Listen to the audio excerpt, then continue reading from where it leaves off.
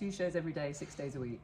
Yes. I think it's a show that is great for people of any age. You'd have a hard time to have a bad time. Yeah. So I just watched a brilliant performance of Jack and the Beanstalk here at Chipping Norton Theatre. It was brilliant. Well done. Glad you enjoyed it. It was really, really good. So Josh and Elsa, it's great to talk to you. Can you just tell us a bit about this panto and this year and the story? Well, it all starts in a place called Smorgasbord, which is ruled by the Vikings. Elsa's character Inge is a Viking, a daughter of the king, and Jack and Gertrude are Anglo-Saxons, and they're sort of how would you being describe ostracised. Yes. And Inge wants to get rid of all Anglo-Saxons and make Vikings great again, and go back to the good old days of pillaging and looting. And Jack wants to escape Smorgasbord, alone actually, by himself. That's a little subplot. Yeah, it's just so good. And what would you say is your favourite part of the show? We've got to see that top of the second half, where we first venture into the realm beyond the skies, so the Garden of the Giants. Yes. I love doing that scene. Yeah, it's very fun. Yeah. That's sort of our main audience conversational moment, which is quite nice. I think the giant, Inge and Jack all get their own time to speak to the audience, which is really lovely. Yeah. Yeah. And also, I think I enjoyed that bit the most as well, actually. Did you? It's so good. Yeah. It's when I'm trying to trick Jack, and trying to convince him that actually I'm on his side secretly, really honest. And this was the first time actually you saw a version where it was audible, because normally kids are beside themselves. They're furious with Jack for teaming up. So we just get screamed at. It's so much fun. Understandably, Jack does ask for help constantly. Doesn't listen to it. So I understand the theory. Yeah. You know, pantomime's obviously all about audience and interaction with them. How do you handle a sort of particularly rowdy lot? The audience are coming into our world, and you know, if anything, I think it's harder to manage a quiet audience Massively. than a rowdy audience, because without the audience's involvement, you can't push the story along. No. So I think that if anything, a rowdy audience is a bit better. Oh, I love it. Yeah. And I think you've done amazingly in like when you're being shouted down, just like, no, Jack, don't do it. I think you've been really good at going like, but. Yes. And sort of leaving space for it. Whereas my character, I just get to wind them up. Yeah. It's really fun. It must be so fun. It must be so fun. You get these sort of complete brain blanks when you just suddenly... Yes. Oh God, I know. Like, it's funny, you've been doing the same thing for weeks and weeks and weeks, and you master it, you finally get there. And then for one moment, your brain just dislodges, and you very confidently sing not your line of music. Yeah. Yeah. I've enjoyed that. I've enjoyed the few moments where someone goes, another. Oh. There's no pulling back from it. You No, just there have to isn't, cut it strong and wrong. But it does just happen. I once heard someone say, as an actor, you should know your lines so well that you can forget them. And I think that does, it happens, but it's very funny when it does, I think. Yeah. I mean, in the moment, you're sort of like, oh my God, what is happening? But actually, it adds a bit of, you know. It does. And I mean, I don't know what you think, Elsa, but the nature of panto, it's sort of, the audience can catch on, and that sort of helps you get on their side a bit more. Yeah. Oh no, absolutely. I'm sure it does. Definitely. And it's great in rehearsals. You're also allowed to do the wrong thing. Yeah. So you can, I don't know, try stuff out. So you can just be adaptable and. Massively. It's really good. No, I used to love watching Elsa in rehearsals, because Elsa would make a different choice every single time, and they would always be the biggest choices, and it was so nice to watch, like genuinely. I just decided one day, what if she did this walking like a crab? Yeah. And I was wrong, and it wasn't what was needed for the scene. But you're just like, that's what rehearsals are great for. Well, it's just exactly. like, let's try this out. Well, also, it sort of makes it a bit more interesting. Otherwise, it's just the same thing every time, isn't it? And if either of you could play other characters in the pantomime, what would it be? Other characters you'd like to play? My character, and why? I'd have to choose Daisy. Just, Okay. I think she's such a funny, smart, kind of sassy character. Yeah, she's and brilliant. I think her character arc is so interesting, and not to mention she has an amazing costume. It's so That's cool. my answer. Yeah, I love the udders. Yeah, they're great, aren't they? How about handmade others. Handmade. Yeah, how about you? I don't think I could do anyone justice. I think everyone's very well cast. Yes. Yeah, I would just be. We had a butterfly in the other day who had broken into the theatre somehow. A real one. Yeah. It's just a butterfly broken. Right. I'd quite like to be the butterfly. Yes, that'd be great. Great view from every viewpoint. It'd be fantastic. It'd be very good. What sort of would you say has been the most challenging part of preparing for your roles?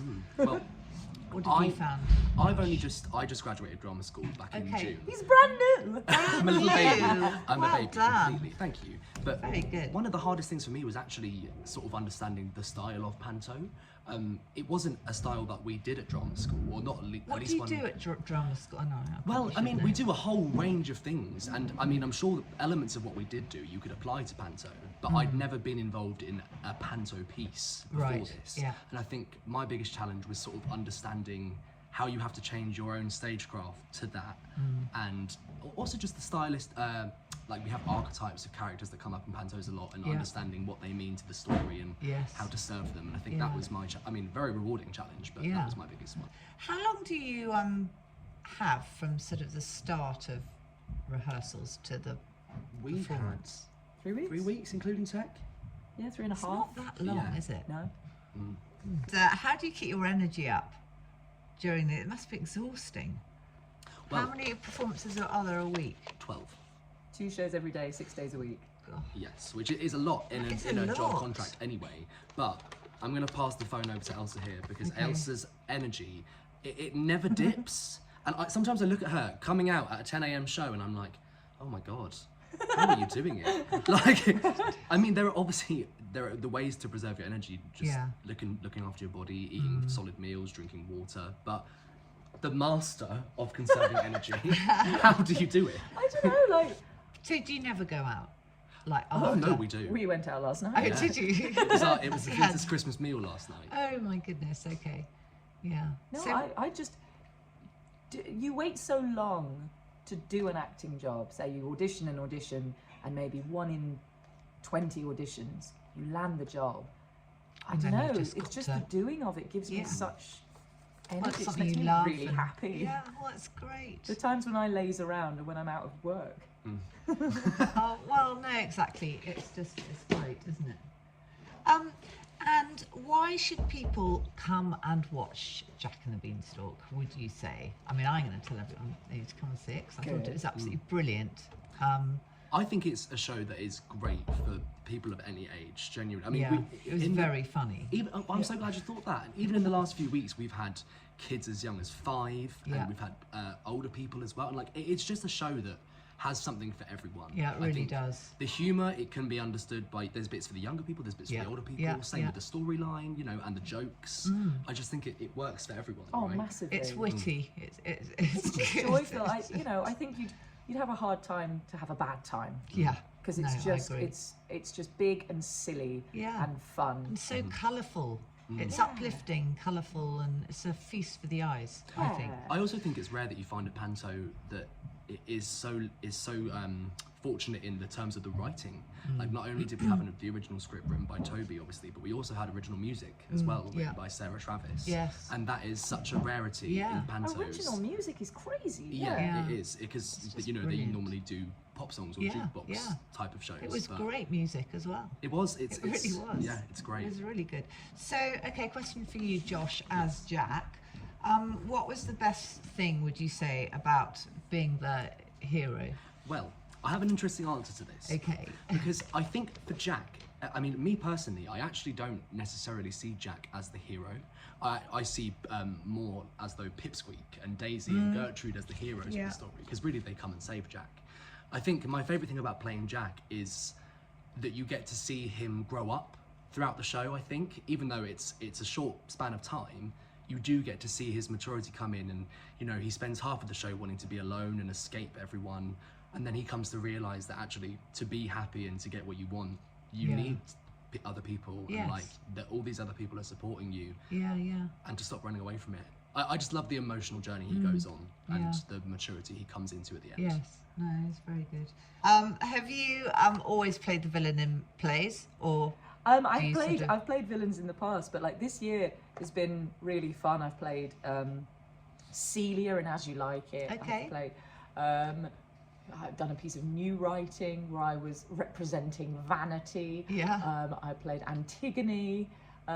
So yeah, I think the most similar role I played is Milady in Three Musketeers, which was great, and it was a very similar costume. Yes. Leather corset and lots of telling the audience about the evil things you're going to do. Yeah. How brilliant!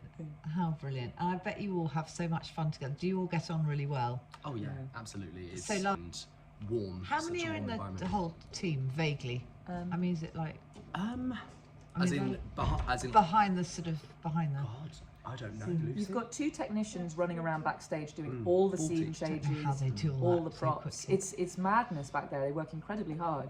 Jamie and Louisa, and then there's 8 of us on stage. Yeah. Yeah. John, the director, Amy Lawrence, the choreographer. We've got Sam, the MD, and we've got Dan on drums. Anna, stage manager. Yeah. Our stage manager. It's quite an operation, isn't it? Really And is. what when does this finish? January 12th. January the 12th. Okay, so right. My Grapevine members need to get themselves here to watch it, and they've got plenty of time to do so. Thank you so much, both of you. No, thank you. It was great to meet you, and it was a really, really fun performance to watch. I was so Very glad you glad you It enjoyed was it. really good. Thank you very much, and happy Christmas. Happy Happy Christmas. Christmas.